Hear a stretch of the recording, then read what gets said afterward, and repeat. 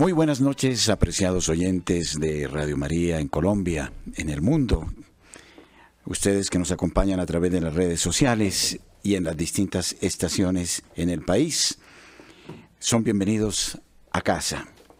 Y en esta noche tenemos la visita muy honrosa para nosotros, por supuesto, del doctor Alejandro Ordóñez Maldonado, ex procurador de la República, un gran amigo, no hace falta decirlo porque ustedes lo saben, de altas capacidades intelectuales. Su currículum sería un irrespeto decirlo porque ha hecho una carrera verdaderamente meritoria. Por eso nos honra su visita para hablar de manera coloquial, si se quiere, con hondo respeto, de algunos asuntos que son importantes para la cultura de hoy, para nuestra patria. Y queremos hacerlo con un hondo espíritu de responsabilidad, de amor al país. Y puedo decirlo delante del doctor Alejandro, de amor a Dios y a la Santísima Virgen. Me acompaña el doctor Francisco Sarmiento esta noche también, su delegado de jefe de prensa, ¿no? Juan Carlos Velázquez. Juan Carlos Velázquez, muchas gracias también por estar con nosotros.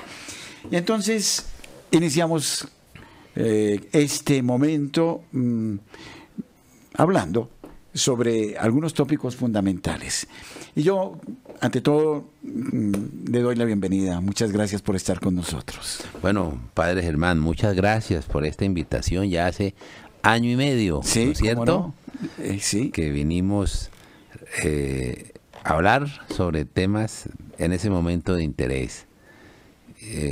Aquí vengo con una gran alegría, con gran tranquilidad, porque nosotros hablamos el mismo idioma. ¿Cómo no? Con usted, con el doctor Sarmiento. Sí. Y entonces podemos desarrollar una conversación que seguramente será enriquecedora para nosotros y para los oyentes. Sí. Y podremos reflexionar sobre temas de interés. No sé qué me va a preguntar, pero no importa. Pero sé que sí, será tema de interés. Bueno, es curioso que de repente planteemos una primera pregunta con una orientación, si se quiere, teológica, a un personaje político. Es curioso, pero yo sé por qué lo hago y sé de su cultura. Entonces, la primera pregunta es muy cercana a esta rama de la teología que se llama el problema de Dios, ¿no? Que nos lleva a mirar todo lo que pasó a lo largo del tiempo, la Revolución Francesa, etcétera. Y entonces la pregunta inicial es esta: ¿Dios sí tiene que ver algo con la política, con la cultura, con el quehacer de un gobernante, de un parlamento, o es algo que definitivamente queda excluido como posibilidad de calidad de vida para todos los ciudadanos de una patria, de un país? Padre, cuando usted me hace la pregunta, yo recordé un texto que leí en mi juventud y que a propósito me marcó mucho, y a veces lo releo, algunos apartes, a ese autor y a ese libro que le voy a decir, y es Donoso Cortés. Él tiene, entre varios de sus textos, tiene uno que es la comparación entre el catolicismo, el protestantismo y el liberalismo. Y en uno de sus capítulos, o en el primer capítulo tal vez, hace una afirmación que dice: detrás de cada cuestión política hay una cuestión teológica. Mire lo que dice. Qué belleza. Donoso Cortés.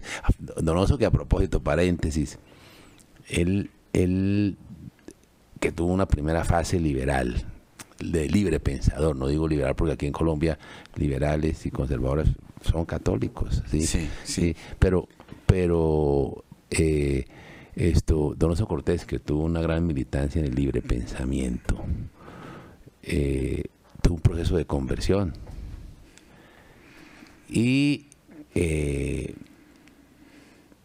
cardenal Fornari, o menor, Pío IX, sí, encomendó al cardenal Fornari que hablara, que le mandaran como un interrogatorio a los intelectuales católicos para recaudar información a efectos de escribir una encíclica muy conocida de Pío IX, que fue el Sílabus. Claro. Pero previamente hizo todo un recorrido por la intelectualidad católica a pedirle.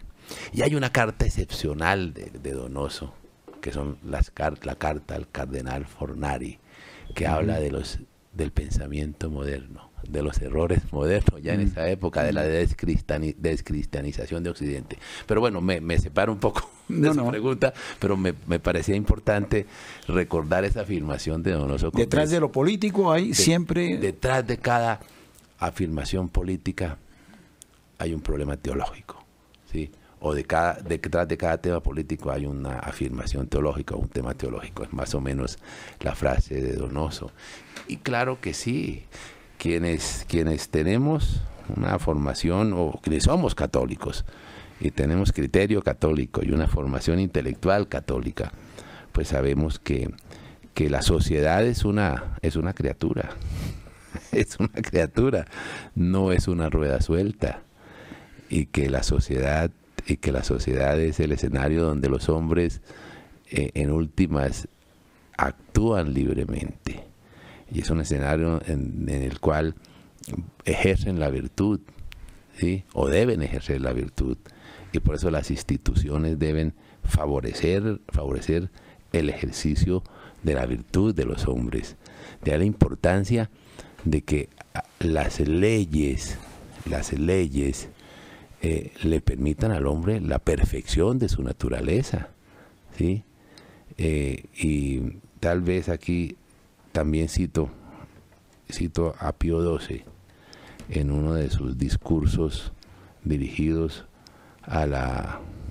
tal vez a la Unión de Juristas Italianos, que decía, palabras más, palabras menos, que de la forma que se le dé a la sociedad, conforme o no con el derecho natural y el derecho divino, depende la salvación de las almas. Decía en su magisterio la Iglesia, y decía el Santo Papa Pío XII. El que coincide el derecho natural con el derecho divino ya es algo de suyo sorprendente. Claro, así es. Y fundamental. Fundamental. Entonces, es indudable que tiene mucho que ver. Por eso las constituciones, incluso en la época donde ya había entrado el laicismo y ya había entrado los procesos secularizadores posteriores a la Revolución Francesa, pero incluso hasta el siglo XIX, invocaban a Dios como fuente suprema de toda autoridad, y a partir de allí expedían la Constitución. Incluso la Constitución colombiana vigente hasta el año 91, en su preámbulo invocaba a Dios como fuente suprema de toda autoridad. La Constitución irlandesa, padre, la Constitución irlandesa, incluso no sé si la vigente hoy, o creería que sí, la vigente hoy, invoca a la Santísima Trinidad en el preámbulo de su Constitución. El actual presidente austriaco, que ganó hace 2 meses, ¿cuál fue su bandera? Integrar nuevamente los valores cristianos en la Constitución austriaca. Hoy dijéramos, y visto teológicamente, ¿sí? Cristo reina o por su ausencia o por su presencia. Cierto. Esta dimensión trinitaria de la que está hablando el doctor, creo que a pesar de que ya ha habido una profundización teológica de la dimensión trinitaria, me acuerdo en Aparecida ya se habló algo de esto, creo que está toda por descubrir. Es decir, 3 personas, un solo Dios. La diferencia en la unidad en la diferencia. ¿Qué piensa al respecto de la dimensión trinitaria desde una perspectiva social, desde una perspectiva cultural? Pues mire, yo creo que es una realidad, y una realidad, dijéramos, social, en que Occidente ha sufrido todo un proceso de descristianización, pero gracias a Dios ese proceso de descristianización se ha concentrado en las élites, no ha logrado permear la gente sencilla, no ha logrado permear la gente humilde, a pesar de los medios de comunicación, a pesar del poder financiero, a pesar de la cooptación de muchos docentes, a pesar de muchas cosas. Les ha costado trabajo en estos países lograr una expulsión de Cristo de las costumbres, de la cultura. Yo pienso que en eso han fracasado, y como que se les está acabando el tiempo, como si se les estuviera acabando el tiempo. Entonces yo creo que y traigo aquí una anécdota, y me excusa que es una anécdota personal. No. Cuando fui a ser elegido procurador, 8 días antes de mi elección, los medios de comunicación fueron conscientes que era inevitable que yo fuera elegido. Ya había hablado con todo el Congreso. Y sacaron la revista Semana, El Espectador, Noticias 1, Daniel Coronel, María Jimena Duzán, Samper primera y segunda generación, o quinta o sexta generación, el señor Caballero. En fin, es una andanada, un fin de semana violenta. Entonces, ¿y cuál es el argumento? Ese señor no puede ser procurador porque es un católico practicante y es un integrista. Bueno, y eso sería un riesgo terrible para las libertades civiles. Yo le dije a mi mujer: mijita, a mí no me van a elegir procurador después de esto. Y sacaron una conferencia que yo di en una universidad mexicana en el año 2007 sobre, imagínense, sobre San Ezequiel Moreno Díaz, sobre los derechos de Cristo Rey. Imagínense, bueno, eso fue la prueba reina, padre. Entonces, de mi hijita, a mí no me eligen. Sin embargo, yo fui, a mí me eligieron, que a propósito me eligieron el 12 de diciembre. Día de la Virgen de Guadalupe. Milagro de la Virgen de Guadalupe, que al final le cuento, acuérdeme de contarle el episodio de la Virgen de Guadalupe, pero bien. Entonces yo le dije: no, mijita, a mí no me eligen. Sin embargo, ese día yo fui, me eligieron un viernes, fui un lunes, un martes, o un miércoles fui al Congreso, ya como con temor. Me encontré con un senador del Polo Democrático, un dirigente de izquierda, un dirigente, voy a decir quién, el doctor Guevara, Jorge Guevara, dirigente de los maestros, con el cual yo ya había hablado. Me llama y me dice: magistrado, yo tengo un problema de conciencia. Yo dije: ay, caramba, había dicho que sí votaba por mí, ahora va a decir que no, después de todo lo que conoció. Me dijo: es que dije que será senador. Me dijo: es que mi mamá me llamó esta mañana y me dijo que yo tenía que votar por usted, porque si es cierto lo que dicen de ese señor. Recuerda, mijito, que nosotros tenemos la misma fe y las mismas creencias que ese señor. Entonces me dijo: usted vota por él. Yo no la conozco, pero ¿y sabe lo que me dijo el senador de izquierda? Y yo soy un hijo dócil y voy a votar por usted. La Colombia profunda, la Colombia creyente, la Colombia creyente, la opinión pública no es la opinión publicada. Exacto. La Colombia tiene la fe que nosotros creemos. O son católicos, apostólicos y romanos, o son evangélicos, pero es una Colombia que cree, ¿sí? Y cree, pues, en las verdades que nosotros profesamos, y espera como nosotros esperamos, ¿sí? Entonces eso no los resigna, y por eso tratan de estigmatizarlo a uno. No. Se vio en el caso de la doctora Parodi cuando hubo este levantamiento, este clamor popular, ¿no? Sí, claro. No dicen que es por eso. Uno dice que yo lo persigo a usted porque es católico o porque tiene creencias. No, dicen cualquier cosa, pero lo hacen con saña. con saña, una saña que proviene del Averno. Sí, sí. Sí, y entonces lo que usted dice, el tema trinitario, sí, dijéramos, nosotros, nuestra cultura, nuestras tradiciones, nosotros mamamos esa fe en los hogares, claro, ¿sí? La fe de la Santísima Trinidad, en la encarnación, en la resurrección, en todas las verdades, ¿sí? Eso no lo han podido desarraigar fácilmente. Doctor Ordóñez, hemos visto realmente con mucho dolor que a partir de la Constituyente del 91 realmente se ha atacado de manera directa a la Iglesia Católica, a los cristianos y la fe. Y a raíz de eso, pues, por distintos medios, la Corte Constitucional ha pretendido acabar con todo lo que tenga que ver con catolicismo, con todo lo que tenga que ver con cristianismo. Y uno lo que ve a diario es que este es un país en donde se perdieron los principios, se perdió el valor moral, se acabó la cívica, se acabaron toda una cantidad de cosas.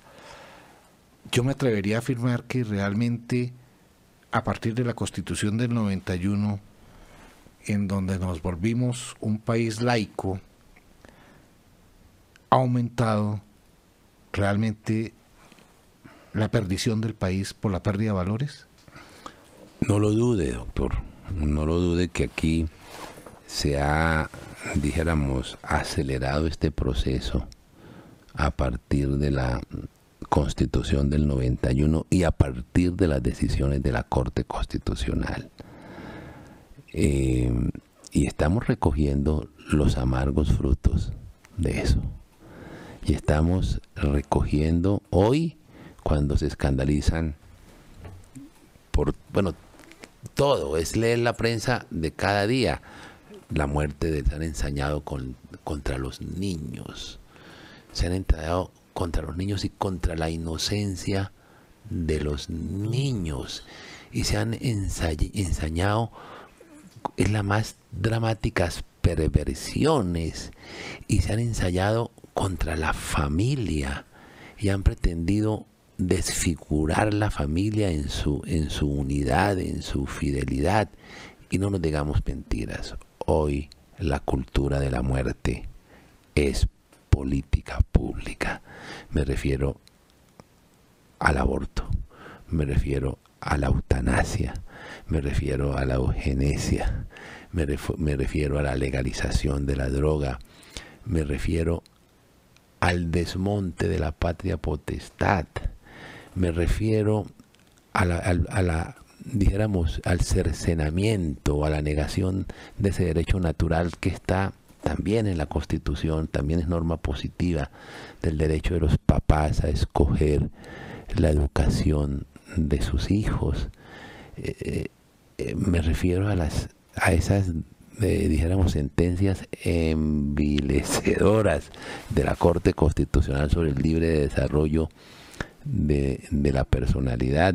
Yo recuerdo un opúsculo que escribí, que fue una conferencia cuando era magistrado del Consejo de Estado, y es uno de los argumentos que me sacaban para no elegirme procurador. Esa conferencia me llamaron de la Universidad de Nariño para celebrar los 15 años de la Constitución, o de la Corte Constitucional, y que hablara de las líneas jurisprudenciales. Yo dije, ¿yo qué voy a hablar de eso? Pero dije, ya sé, voy a hablar de las sentencias sobre el libre desarrollo de la personalidad. Y escribí una conferencia que se convirtió en un opúsculo, pero lo titulé Hacia el libre desarrollo de nuestra animalidad. Sí, pero la verdad, entonces, pero mire, han pretendido desfigurar la cara, nuestras tradiciones, nuestra cultura. Nos han pretendido colonizar, ¿sí? Hasta atentar contra dijéramos, sustituir la antropología. Pero yo aquí le voy a hacer un homenaje, padre, a dos personas. Una, a Gina Parodi, y a otra Humberto de la Calle. ¿Por qué? Porque se quitaron la máscara. Porque se quitaron la máscara e hicieron evidente la agenda, no solo del gobierno, la agenda que el Estado colombiano tenía, que tiene, ¿sí? Y destinada precisamente a implementar esta revolución anticristiana, revolución anticristiana, pero esta reingeniería social anticristiana. Esto lo tomo, hago la cita del padre Sollans, el belga, sobre que hay detrás de la ONU, es un extraordinario texto. Pero gracias a ellos, los padres de familia fuimos conscientes ante qué estábamos. Sí. Y nos liberó, porque eso lo sabían ustedes, lo sabía yo, pero es una élite espiritual, una élite intelectual, lo conocíamos. Ustedes hicieron una labor muy interesante con el profesor Corsi, ¿sí? Los temas de la IPPF, los temas antinatalistas, la ideología de género. Pero si no hubiera sido por lo que hicieron, por la cartilla de la ministra Gina Parodi y por el discurso del señor de la Calle, citando a Simone de Beauvoir, eso no hubiera permeado.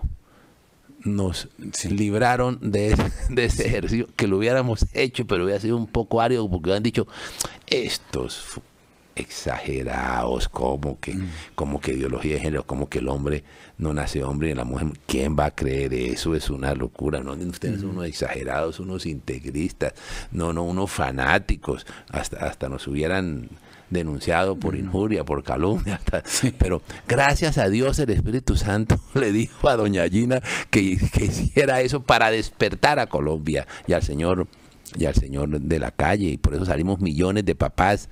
Yo, siendo procurador, salí a marchar. Sí. Eso fue una de las de lo que tal vez llenó la copa y dijeron, hay que sacar a este señor cuanto antes, pero eso nos puso en una evidencia. Pero lo que usted dice es cierto, doctor Sarmiento. Ese proceso se ha aligerado, se ha acelerado. Yo no sé por qué no hemos caído. Yo creo que es porque, y eso lo digo ante la audiencia, que no creo que se escandalicen, y si se escandalizan me excusan, pero lo seguiré escandalizando. Gracias a que Colombia es del Sagrado Corazón. Sí. A pesar de la decisión de la Corte Constitucional, sí, a pesar de ella, pero nosotros seguimos consagrados al Sagrado Corazón. Y eso fue lo que nos impidió que cayéramos el 2 de octubre, así nos hubieran robado lo que nos robaron. Un raponero nos la quitó y se escondió en la casa de Nariño. Sí. Sí. Entonces, no lo han podido sacar, no lo han encontrado. Sí. Muy hábil, muy hábil. Es un gran fascinador. Pero, entonces, y el habernos cobija esa parte, ¿no? La fascinación. Sí. Pero para reafirmar lo que el doctor está diciendo del corazón de Jesús, era una situación desesperada. Yo le confieso, esa noche cuando hablábamos aquí, veíamos que era un imposible. Hoy me río de muchos que en su momento eran simpatizantes del sí. Y hoy están diciendo, la cosa está muy difícil, ¿no? Altas personalidades, la cosa está muy difícil. Pero en su momento, no sé, era una fascinación que no sé de dónde venía. O sea, ante las circunstancias de lo que hemos visto, lo que está pasando en Argentina, la situación de Venezuela, y sin embargo, permanecía como ese romanticismo que evidentemente yo sentía que era como una guerra espiritual a la hora de la verdad. Así es. Exacto. Es una guerra de ángeles y demonios. No nos digamos mentiras. Eso es. Y eso se va a definir en esos términos. Sí. O sea, que es un país muy bendecido, sí. Si realmente, si les contara, bueno, es así. Y me acuerdo que en ese momento se despertó un fervor enorme al Santísimo Sacramento del altar, al corazón de Jesús, y sucedieron muchas cosas. Fue un milagro, padre, fue un milagro, hay que decirlo. Exactamente.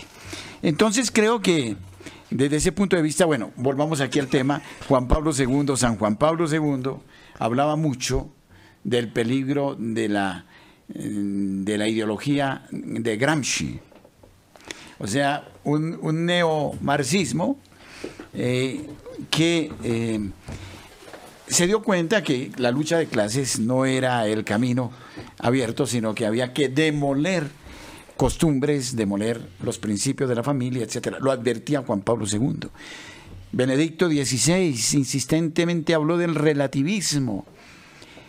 Entonces, me parece que son fuerzas que van más allá de los límites de la nación que están presionando desde esa perspectiva, ¿no le parece? ¿O de repente exagero? No, es el nous ordum seculorum. Sí.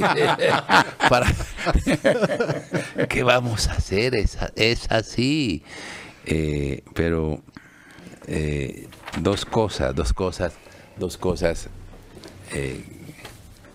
dos cositas que dijéramos, comentando lo que usted decía. Aquí anoto. Primero Gramsci, sí, usted lo refirió. Es una revolución cultural. Gramsci lo decía en sus cuadernos cuando decía, mire, estaba en prisión. Decía, mire, es que nosotros discrepamos. No, nosotros somos marxistas, sí, pero para nosotros no nos interesa directamente la toma del poder, ¿no? A nosotros nos interesa la toma de la cultura, porque ¿de qué sacamos esto teniendo el poder político si no tenemos la cultura, si no tenemos la sociedad, si los ciudadanos y la sociedad sigue pensando como católicos, como cristianos? ¿Qué hacemos si todos los domingos desde el púlpito se está consolidando la familia, consolidando los valores, consolidando los principios, y la cultura es una cultura cristiana? No, a nosotros nos corresponde primero tomarnos la cultura, que los católicos les enseñen a sus hijos a leer y a escribir, que nosotros le daremos que leer y que escribir y que pensar, porque entonces cuando nosotros hayamos tenido o cooptado la cultura, lo demás caerá como fruta madura. Sí. Y contextualizando ello, hay un libro muy bueno sobre Gramsci, de un sacerdote jesuita, de los buenos. El padre Sáenz, el padre Alfredo Sáenz, un sacerdote argentino que tiene un extraordinario... Creo que vive todavía. Vive en Argentina. Yo soy amigo de él, hemos coincidido en el... Tiene conferencias magníficas. Sí, magníficas, pero una conferencia sobre Gramsci. Y es precisamente, es extraordinario, porque ve uno ante qué estamos ante una revolución cultural, y estamos frente a una colonización cultural, y el Estado en el que es instrumento para colonizar culturalmente a nuestra juventud y para tomar la cultura, que fue la ideología de género. Pues es eso que fue la cartilla, porque no nos digamos mentira, los estados hoy han tomado partido, y el Estado colombiano tiene una ideología, la ideología de género, contradiciendo toda una dijéramos, doctrina liberal de que el Estado no puede tener una ideología. No, aquí hay una ideología, la ideología de género, que pretende a partir de ella adoctrinar, y para adoctrinar a nuestra juventud tiene que descristianizar, y por eso le prohíbe a los padres de familia que escojan la educación de los hijos, y por eso hay casi que una judicialización frente a quienes pretendan permear su vida con nuestras creencias. Y nos exige, hay una especie de esquizofrenia constitucional, en el cual le dicen: usted puede pensar lo que quiera, hay libertad de pensamiento, pero no y verás que lo guarda. Claro, pero no puede vivir como piensa. Aunque cuidado, eso sí, no, eso es intolerancia, eso es fundamental, y menos que usted le transmita a sus hijos. No, eso es violar el libre desarrollo de la personalidad. Mire, el primer ministro, yo cuando conocí esto, que fue hace 30 años, leyendo, o más, 40 años, leyendo el discurso de posesión de Rodolfo Llopis, que fue el primer ministro de Educación de Felipe González. ¿Eso hace cuánto fue? 78, murió Franco, esto debe ser en 81, sí. Creería. Sí. 82, tal vez. por ahí, después de la transición de Franco con Arias Navarro y Adolfo Suárez, tal vez. Bueno, por ahí. Mire lo que dice Rodolfo Llopis. Dice, a nosotros, primero retoma el discurso de Gramsci y habla precisamente de la necesidad que necesita cooptar la cultura, y termina diciendo, a nosotros lo que nos interesa es el alma de los niños. Y de esa manera se cumple, doctor Ordóñez, me da a mí la sensación, aquello que se hablaba del concepto filosófico que traía el Plan Nacional de Educación Sexual. Hablaba de parafilias. Acabar con el veneno bíblico. Es que supuestamente la Constitución nos habla de una libertad de cultos, de pensamiento, etcétera, pero es la misma Corte Constitucional la que lleva a que se hable de acabar el veneno bíblico. Entonces hay una discriminación hacia la comunidad católica, y la discriminación es realmente que no puede existir cristianismo, porque si existe cristianismo vamos a traer nuevamente ese derecho natural, a traer esa esencia de donde viene la justicia, que a través de la historia siempre ha venido de Dios. Y a través de la historia llegamos a un punto en donde nosotros nos creemos ya dioses, y entonces sacamos a Dios del paseo para hablar de una justicia y una legislación netamente civil y laica. Y hoy en día esa legislación civil y laica a nivel mundial, me atrevería a decirlo, lo único que ha hecho es destruir la familia. Así es, y es que hay algo que es cierto en lo que se refiere a Colombia. Colombia no es un estado laico. Colombia es un estado aconfesional, que es diferente. Sí. Y aquí, sí. Gracias por la corrección. No. Y lo digo por esto, ¿no? Sí. Porque fue a partir de las sentencias de ese magistrado que le hizo tanto mal a la sociedad y que le sigue haciendo aunque esté muerto. Sí. Doctor Gaviria. Doctor Carlos Gaviria. Rezo por su alma como un deber todo católico, pero eso no quiere decir que no digamos el mal que hizo. ¿Sí? Él demostró que las cosas pueden ser y no ser al mismo tiempo. Claro. Es algo que se sale de toda lógica, ¿no? Por ejemplo, en el caso de la dosis personal, pero persigamos a los expendedores de drogas, ¿no? Exactamente. Es a partir de una sentencia de él, y después los otros magistrados empiezan a repetir, y ahora casi que es un dogma. Hay de quien diga que este Estado no es laico. No, este Estado no es laico. Este Estado es aconfesional, que es diferente. Si no tiene una confesión, no es, la religión católica no es la religión oficial en la Constitución del 91, pero no quiere decir que sea laico, porque incluso si fuese constituciones laicas, Francia, España, México, pero aquí en el preámbulo se invoca a Dios. ¿O no es así? Claro. ¿Y cuál Dios es el Dios de los cristianos? ¿O no es así? ¿Sí? Tenemos que mirar, porque parece que la Constitución de acá invoca a un Dios, pero con Dios minúscula. Sí, exactamente. Es lo mismo que habla de la vida, honra y bienes de los ciudadanos, pero se ataca la vida. Claro, se ataca la vida. No quieren que los niños nazcan y no quieren que los viejos vivamos. Exactamente. Sí, son enemigos de la vida. Sí. Y al que defiende la vida es un radical. Y al que defiende la vida del más inocente de los inocentes, que es el niño en el seno de la madre, ¿sí? O el embrión, ¿sí? O el cigoto, en fin, la vida en el seno de la madre, la más débil de las débiles. Y si uno se atreve a defenderlo, uy, qué radical, uy, qué extremista. Pero si hay algo que deslegitima un ordenamiento jurídico, es que los más débiles no tengan derecho. ¿No es cierto? Claro. Y los niños, los ancianos, los minusválidos. Pero a eso hemos llegado a un ordenamiento jurídico que pretende, y a una sociedad que considera y que termina aceptando que puede haber derecho a matar. ¿Sí? Esto no se podría definir como un suicidio, claro, de la sociedad, del sentido de que todos finalmente, los que están propalando estas ideas, también van a llegar a ser ancianos, por ejemplo. Claro. ¿No?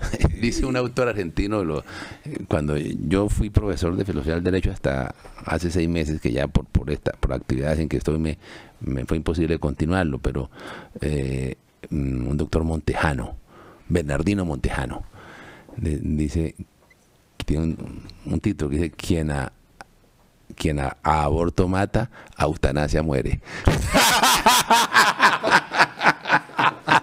Genial. Yo lo he utilizado muchas veces. Genial. Me va a tocar utilizarlo pronto, pero... Exacto.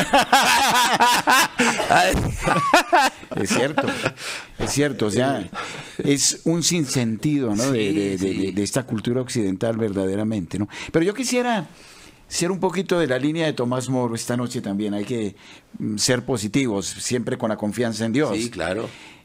Soñar en esta isla de utopía. Cuando el doctor hablaba de cómo en la entraña del pueblo colombiano están estos sentimientos profundamente religiosos, me parece que es hora también, y lo podemos hacer, de dar una batalla, que es no contra este político, contra esta corriente, sino una batalla en torno a los valores, a los principios, a lo que nos es bello en este país, ¿no?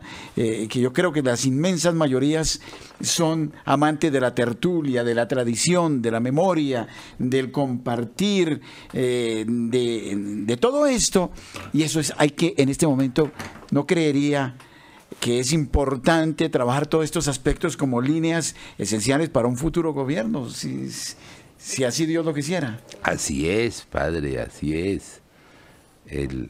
Mire, hubo una enseñanza de la visita de su santidad. ¿Cuál fue la enseñanza? Objetivamente, uno vio salir millones y millones y millones y millones y millones de colombianos por las calles, por las plazas, que todos quedamos impresionados, ¿no? Lógico. Fue una cosa exagerada, pero en el buen sentido, ¿sí? Eso que demostró el sentimiento católico de los colombianos. Yo me atreví a poner un Twitter. Saqué una foto de una calle interminable de miles de personas, pero una mar de gente, y decía... ¿Cómo usted recuerda el Twitter? Decía país laico. País laico. Decía, país laico, ja, ja, ja. Sí. Bueno, me gané la furia de todos estos señores. No, por supuesto. Porque país laico, ja, ja, ja, ja. Sí. Pero bien, pero sí, a nosotros nos corresponde, y este es un símil que no es mío, creo que es no sé si es de Carlos o de Luis Corsi, tal vez es de cualquiera de los dos, creo que es de Luis, o fue una conversación en que estuvimos los tres, y decían, mire, es que debemos desempañetar el alma colombiana. Sí, qué bonito. Al alma colombiana le pasa lo que le acontece a esas pequeñas y hermosas capillas de la altiplanicie cundiboyacense y de Santander, y que algún día un párroco le dio por ponerle pañete, ¿sí? A esas. Coincidimos. Sí. Y después de estas invernadas como las de estos días, aparece una gotera. Y un nuevo párroco va y llama al maestro de obra que tape la gotera. Y está tapando la gotera y encuentra que debajo del pañete hay una preciosa obra de arte. Y llama al párroco y se la muestra, y este párroco que tiene más criterio hace quitar todo el pañete, y aparece unas hermosas obras de arte. Y entonces se le quita todo el pañete para que los fieles vayan a honrarlas, ¿sí? A venerarlas. Y seguramente llegarán turistas japoneses, sí, o gringos marcando chicle, sí, en Bermuda, pero bien. Eso nos toca hacer con el alma colombiana, desempañetarla. Y en el fondo encontraremos hermosas obras de arte, los valores. Acordar de un templo muy bello que seguramente el doctor conoce en Villapinzón.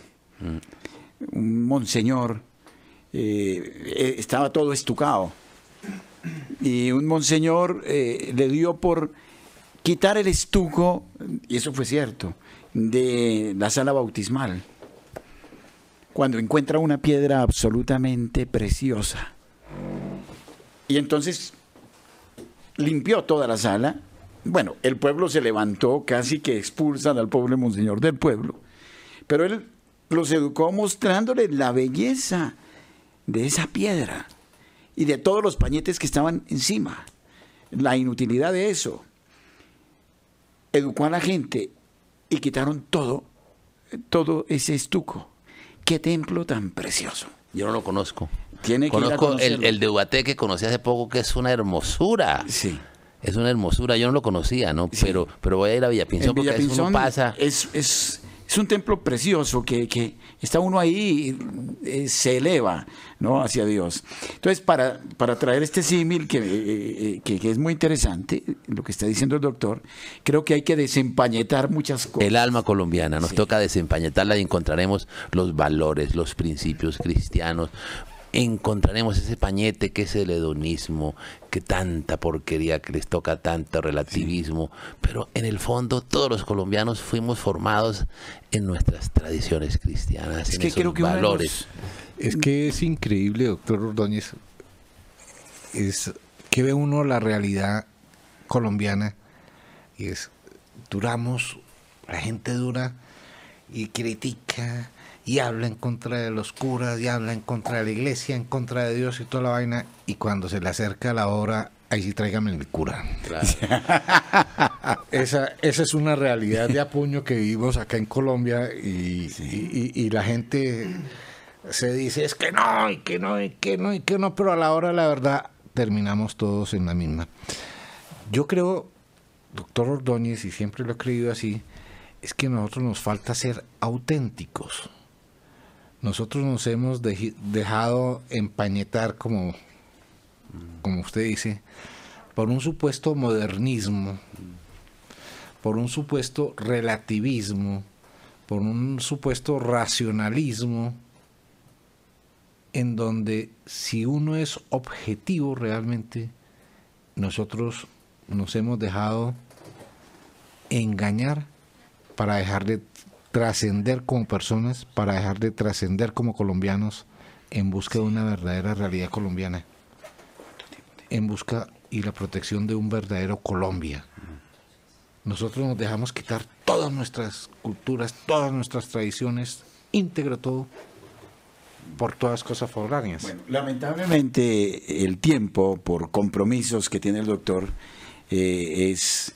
Aquí podríamos pasar toda la noche, ¿no? Es realmente sabroso, perdóneseme la expresión, el poder escuchar al doctor Ordóñez y su cultura. Yo quedo fascinado. Apenas hemos tocado algunos elementos de carácter humano, si se quiere, filosófico, teológico, pero yo pienso que nada que hacer. Me quito el sombrero, digo vuelta al ruedo, porque eso es lo que necesitamos, gente de cultura, y a la cultura agregarle los principios de fe. Y desde esa perspectiva, desde una lectura que ustedes pueden hacer ya, donde se advierte un profundo conocimiento de la historia de todas las épocas de la humanidad, ustedes deciden, porque yo creo que de todas maneras, bueno, siempre habrá que respetar la libertad de conciencia. Pero tenemos enormes posibilidades Y creo que si el doctor decía que había que desempañetar, ¿no?, las costumbres y las bondades del pueblo, Hay que hacerlo. no. El doctor es expresión ya de ese comienzo. No estoy yendo a la plaza pública a hacer arengas, pero es que tenemos tanto talento en Colombia, doctor, ¿y por qué se desperdicia? ¿Por qué estamos tomados por la mediocridad? Así es, mi padre. Entonces, creo que tenemos esa posibilidad, no digo más. Y allí donde está Dios hay bendición. Ustedes saben, y lo voy a decir, tíldenme de fanático, pero allá donde se rindió culto al vudú, a la santería, a todo esto de lo que está contaminado Latinoamérica, pero allí donde se hizo ese tipo de religión, miren los desastres, a veces naturales, a veces de imposiciones absurdas. Entonces, una palabra final para que quienes quieran lo acompañen. Bueno, no, padre, yo y doctor Sarmiento, yo les agradezco a usted esta oportunidad, y sí, yo quiero decirles que, parodiando el título de un libro del profesor Miguel Ayuso, que la política debe ser un oficio del alma, no un negocio de mercaderes. Y la política uno debe, ya hay ocasiones en que uno tiene más deberes que opciones.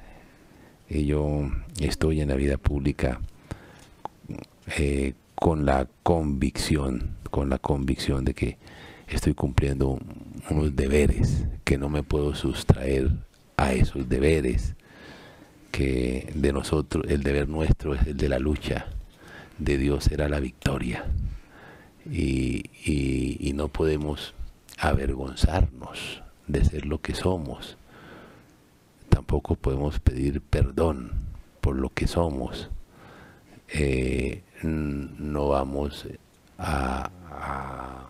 dijéramos, a afectar a nadie con nuestras convicciones, pero no podemos tener vergüenza de ellas. Y creo que hoy más que nunca lo que está en juego es demasiado para uno no abrazar la cruz, porque así se debe ver, como decía Pío XII, subespecie eternitatis, ¿sí? Cierto. Y lo que está comprometido ahí es eso. Y mire, muchos me dicen, bueno, ¿y usted por qué se mete a eso? ¿Usted por qué quiere ser presidente? Yo le dije, no, yo no quiero ser presidente. Yo lo que quiero es salvar mi alma. Sí. Y si siéndolo la salvo, perfecto. Si no, pues no lo quiero ser. Uno debe asumirlo aquí como un deber, como un oficio del alma, como un apostolado, como una obra de caridad. Claro. Y en eso estoy, yo no. Y la lucha que decía el doctor Ordóñez entre los ángeles Sí, y demonios, porque así esa es la realidad nuestra que estamos Pero viviendo hoy en día. Y en ahora el que la mundial. política, doctor Francisco, está tan estigmatizada, es decir, un político ya es sinónimo de corrupción, etcétera, de clientelismo, todo eso. Pero escuchando al doctor yo digo, qué noble que es el ejercicio de la política. Es que Qué vocación tan alta y sublime. Y ojalá que encontremos muchos católicos de su raza que se le metan a esto de la política. Porque la política es es una vocación sublime, Así es, extraordinaria. así es. Doctor, muchísimas gracias. Padre Germán, muchas gracias. Por Muy invitarme. amable, esta es su casa. Cuando quiera, venimos a charlar de otras cosas. Rico, creo Sí. que la pasamos muy bien. Muy agradable. Muy amable, sí. Y metiendo una cuñita, Sí. es político, no politiquero. Es un político de los que habla Platón. Exacto. No es el politiquero. Él no busca una cleptocracia, sino una verdadera democracia a favor de todos nosotros.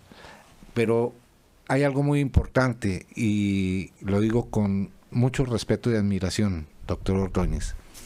Es la primera vez que oigo hablar de un político de la mano de la Santísima Trinidad. Lo felicitamos y tenga la absoluta seguridad de que somos muchos los que estamos por Colombia pero con Cristo, con Él y en Él. Claro, nada sin Dios, todo por la patria. Exacto, entonces termino yo diciendo Christus vincit, Christus regnat, Christus imperat. Muchas gracias, Muchas doctor. gracias. Dios les bendiga. Gracias.